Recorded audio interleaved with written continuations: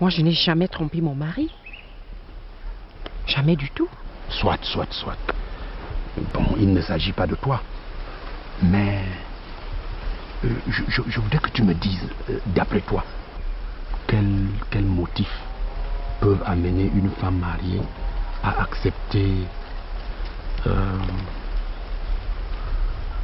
d'être infidèle à son mari. Moi, je pourrais donc exploiter ces motifs-là. C'est ça ta tactique? Oui. Franchement, je la trouve cynique et repoussante, ta tactique-là. Je n'ai pas le choix, Sabine. À la guerre comme à la guerre. Qu'importe. Alors dis-moi.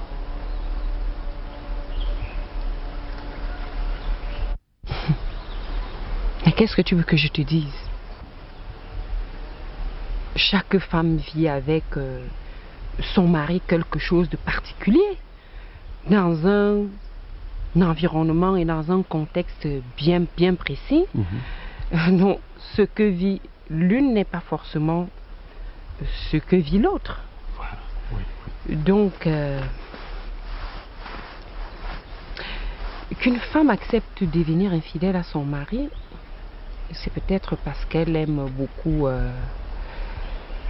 les hommes ou qu'elle a envie de se venger, etc. Il y a beaucoup de raisons.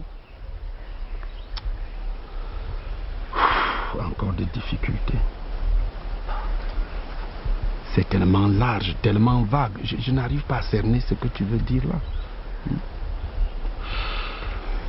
Mais je ne m'avoue pas vaincu. J'ai une autre idée. Laquelle? Moi, j'étais trop surprise pour dire quoi que ce soit. Quand ma tante est rentrée, je lui ai tout dit. Elle a répondu qu'elle ne voulait pas de problème. Parce que le type avait sa femme et des grands enfants plus grands que moi. Mais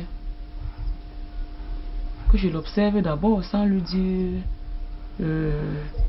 non catégoriquement. S'il persiste et si je suis d'accord, et au cas où il n'y a pas de problème, pourquoi pas? Pourquoi pas? Il y a des mariages qui commencent comme ça et les gens trouvent leur bonheur. Alors que celui que tu as cherché toi-même ne réussit pas.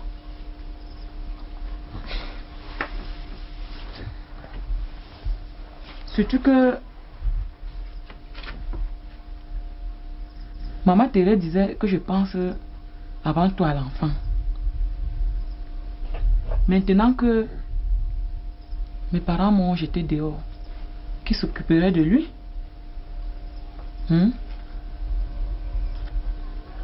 Il grandit.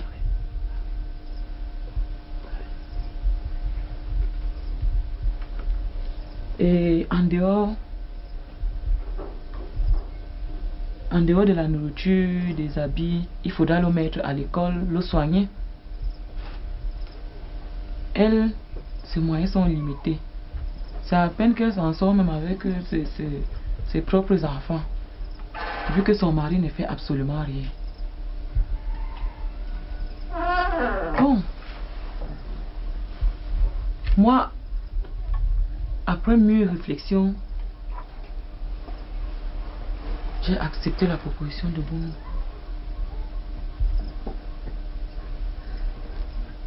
Maintenant, sa femme raconte que j'ai arraché son mari, que maman Thérèse fait des pratiques magiques.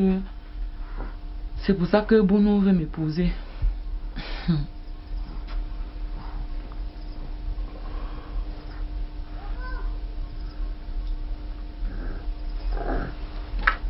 Moi, vraiment, moi je suis tranquille dans mon coin. C'est lui qui est venu me trouver. Je lui ai bien dit que je ne voulais pas de problème. Il m'a répondu que sa femme fait le tapage pour rien. qui ne sont même plus mariés et femmes depuis longtemps. Et qu'il est libre d'épouser qui il veut.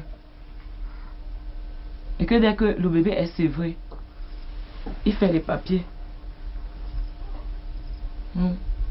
Voilà un peu la situation. Ce n'est pas ce que je te demande.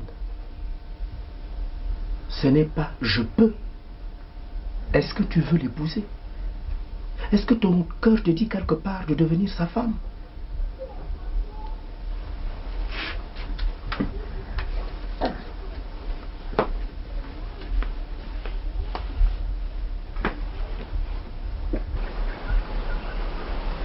À supposer que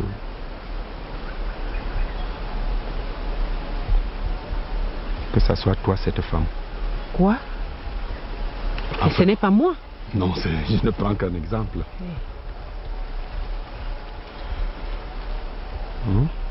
Mais ce n'est pas moi.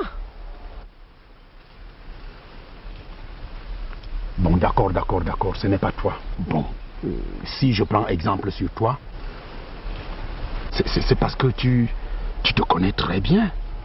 Hein? Tu peux m'aider à arriver facilement. Mais pourquoi seulement moi? Sabine, parce que toi, tu te connais parfaitement. Tu as de l'expérience. Et puis tu n'es pas comme Maman Théré. Hein? Avec ces grosses fesses bavardes et tout. Qu'est-ce que tu sais d'elle? Rien. Tu ne connais pas son foyer, son âge ou ses habitudes. Ça ne veut rien dire. Je refuse que tu prennes ce genre d'exemple sur moi. Je n'accepte pas ça du tout. Je ne veux pas que tu prennes un exemple sur moi.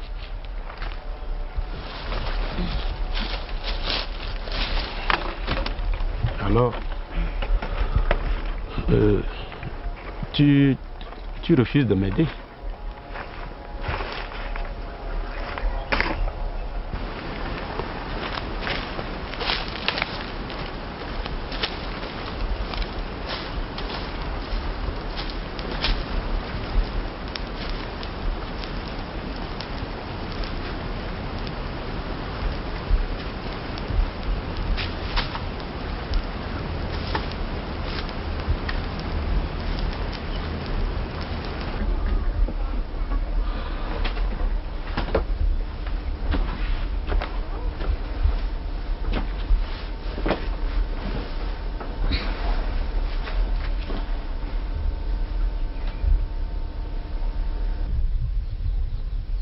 Non.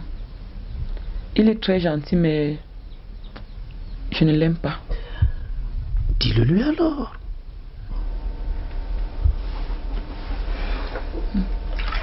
Il le sait. Je le lui ai dit. Il a répondu que ça ne faisait rien. Que l'affection vaut mieux que l'amour. Pélagie. Le mariage, ce n'est pas une chose légère. Le mariage, c'est quelque chose de très sérieux. Tu ne peux pas chercher à te marier parce que tu veux punir une femme ou parce que tu cherches un abri pour ton enfant. C'est des motifs humains, je le comprends. Mais Pélagie, tôt ou tard, tu vas le payer très cher. Ce n'est pas moi. C'est lui qui insiste. Oh, je ne t'accuse pas. Mais je veux simplement te faire comprendre de ne pas seulement voir aujourd'hui. Regarde un peu devant toi. Regarde plus loin devant toi. Cette femme est mariée à l'église. Je doute fort que vous deux vous arriviez jusqu'au mariage. Vous allez vivre ensemble. Ce qui signifie que tout peut arriver, Pélagie. Bon. Supposons que ce mariage se fasse. Tu as quel âge? 19 ans.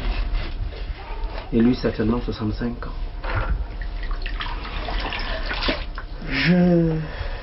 ne lui veux aucun mal. Mais, Pélagie,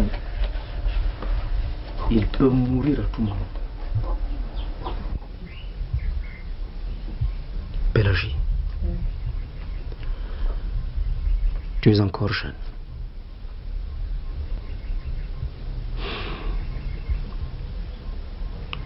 Dans cet héritage, tu auras quoi? La situation de l'enfant qui n'est pas le sien, elle sera comment? Es-tu prête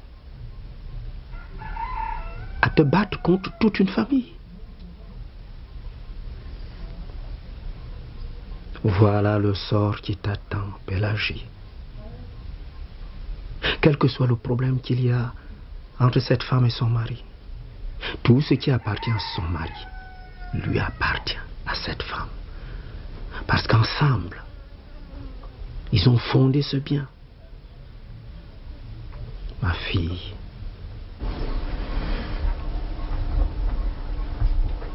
si tu entres dans cette relation, tu cherches ta mort.